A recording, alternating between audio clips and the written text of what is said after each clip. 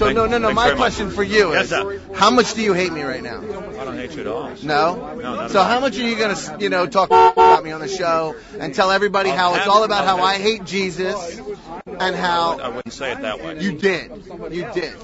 Well, I do think you said I... Do you hate Jesus? No, because the man never existed, all right? You can't hate... Do you hate the flying spaghetti monster? Do you hate the idea? I'm an agnostic when it comes to the flying spaghetti monster. Thank you.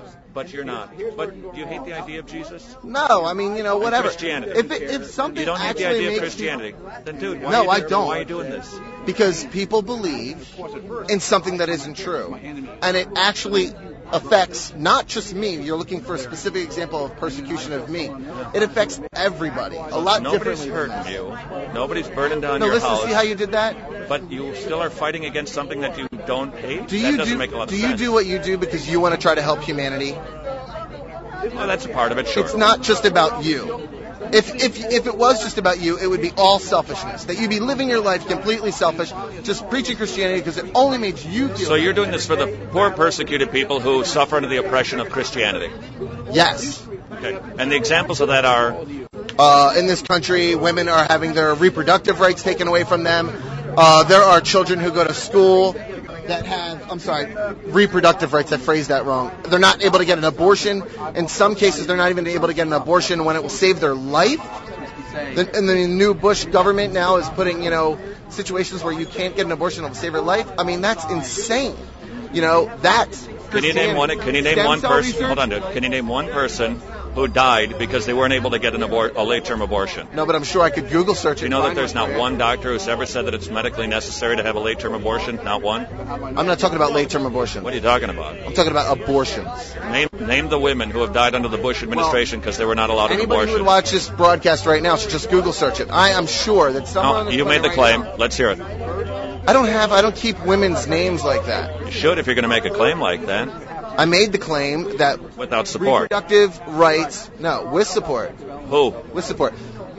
The claim that I made. What state is she in? The claim that I made, is that women are being taken, their right to have an abortion is being taken away from them when it will save their life. Brian, we can be mature about this. That's the claim I made. I never said what you want me to say. Okay. Your straw man argument is fallacious. I never said that. First of all, we have to assume that it's a right, and different people have a difference of opinion on that, right? A right of what? To have an abortion. Right? Well, do you think it's a right for somebody to be able to save their life? Well, my response to you was we don't have an example of anybody who has never been allowed an abortion to save the life of a woman. I don't have that woman's name right now, but that will never happen in this country. I bet you $50. Do you know how many women died from bad abortions before Roe v. Wade was passed? Do you know how many women died from back alley abortions before Roe v. Wade was passed in 1972? And what do you think about that? Now tell me, how many was it? In the United States? Yeah. I'm not sure. Million? Zero? I think the number is 37. Okay, and how many died in Mexico from back alley abortions? But see, the topic that's not being brought in is the child. Okay. See, really, the debate, we can wrangle about this till the cows come home, but the question ultimately comes. Unborn life, but not life. No, I care about that too. But 4,000 of those get aborted every single day. 37 women died of back alley abortions in a year. More babies are dying if you believe that it's a life. So the question comes down to what is in the woman's stomach. So you don't think that we should have the ability for a woman to save her life if she's pregnant and it will save her life? That's never been an issue in this country, ever.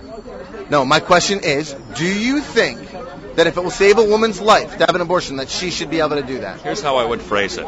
A doctor should make every effort to save both lives, and if in the process of doing so the child is lost, then we weep over that.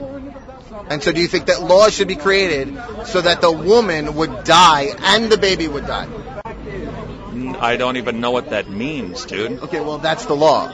No, which one are you talking about? Women cannot have an abortion when it will save their life. Okay, let me just interrupt because we're kind of getting off. Yes, we sure are. Yeah, sorry. Off the topic. Yeah. Off the topic. Okay, all right. Thanks for asking your question. Keep talking on your program, though, about how I hate Jesus, okay?